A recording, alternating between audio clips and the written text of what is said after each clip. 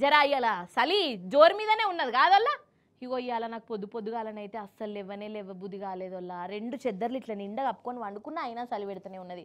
ఇక మా అమ్మ ఒర్రంగా ఏదో బలిమీటికి లేవాల్సి వచ్చింది. ఇక జర ఎండపొడ కూసున్నాక పానం అప్పుడు మంచిగా అయింది. ఇంత ముత్తత షా పోసిచ్చింది తాగుకుంటూ కూసున్నా. ఇక ఇప్పుడు కూడా చలి పెడుతూనే ఉన్నది. జప్పున ముచ్చట్లు చెప్పి అవతల పడాలి. జర పంక బంధు పెట్టరా అదే దిక్కు చలి గురించి ముచ్చట చెప్తూనే ఉన్నా. నువ్వేమో ఫ్యాన్ 5వ నెంబర్ మీద పెట్టబడుతుంది. ఏం సంగతే పెద్దన్న జర పెట్టు. సరే కానీ ఈ చలి ముచ్చట్నే ఓ మలక చూద్దాం పాండ్రోల్లా. జర గరం షాయి ఉంటే ఏమో తావేమన్నా పోయి. చలి బాగానే పెడుతున్నది కదా. ఇగో ఇప్పుడు చలి కొడుతుంటేనే మీకొక ముచ్చట చెప్తున్నాను వల్ల.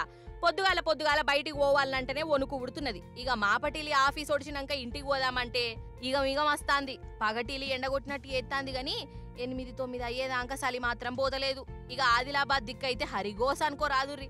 అసలే అడవుల జిల్లా నాయే. ఇక చలికాలం వస్తే మామూలుగా ఉండదాడ. ఎముకలు గొరికే చలి అంటారు చూడు, గట్లా అన్నట్టు.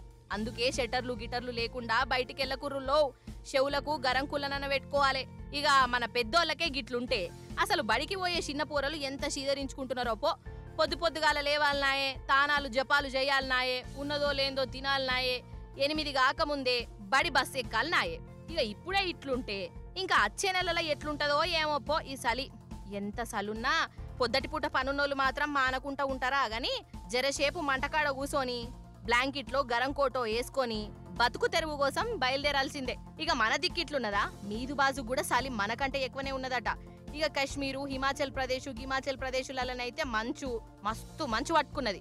మనం చలికే గిట్ల వణుకుతుంటే అక్కడోళ్ళు గంత మంచులో ఎట్లుంటారో ఏమోపో కదా.